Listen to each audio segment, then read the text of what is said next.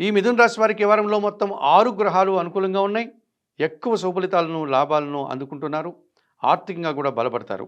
మిథున రాశి వారికి ఈ వారంలో షష్టమ భావములో రవి సంచారం ఉంది గనక వృశ్చిక రాశిలో అధికారుల అండదండలతో అభివృద్ధిని సాధిస్తారు. వారి సహకారంతో నూతన ఉద్యోగాలు కానీ, ఉన్న ఉద్యోగంలో పదోన్నతులు కానీ, ప్రభుత్వం నుంచి సహాయం కానీ, తండ్రి నుంచి ఆస్తిపాస్తులు కానీ అందుకుంటారు. పంచమములో తులారాశిలో శుక్ర సంచారం వల్ల ఆత్మీయుల కలయిక ఆనందదాయకంగా ఉంటుంది. స్త్రీజన సహకారంతో కలిసి ఇష్టమైనటువంటి కార్యక్రమాలు పూర్తి చేస్తారు. వృత్తి, ఉద్యోగ, వ్యాపార, వ్యవసాయ రంగాల్లో అభివృద్ధిని సాధిస్తారు. షష్టమంలో బుధుడు సంచరిస్తున్నాడు వృశ్చిక రాశిలో. కుటుంబానికి అవసరమైనటువంటి వస్తువులు కొనుగోలు చేస్తారు. వ్యాపార అభివృద్ధి, ఆర్థిక అభివృద్ధి, బ్యాంకు లావాదేవీలు మీకు అనుకూలంగా ఉన్నాయి. ద్వితీయంలో కర్కాటక రాశిలో గురువు సంచరించడం వల్ల మీ మాటకు విలువ పెరుగుతుంది. కుటుంబంలో సంతోషకర వాతావరణం నెలకొంటుంది. సమాజంలో పేరు ప్రఖ్యాతులు తెచ్చుకుంటారు.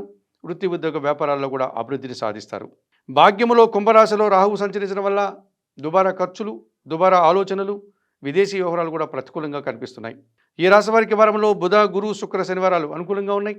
దానాలు ఇచ్చేటువంటి క్రమంలో మినుములను శనివారం రోజు పేదవారికి దానం చేయండి. స్తోత్రపారాయణ విషయంలో శ్రీదేవి ఖడ్గమల స్తోత్రం ప్రతినిత్యం చదువుకోండి. ఆలయ సందర్శన కార్యక్రమంలో భాగంగా మిథున రాశి వారు కనకదుర్గాదేవిని దర్శించి నమస్కరించుకోవడం వల్ల మరింతగా మంచి ఫలితాలను పొందగలుగుతారు.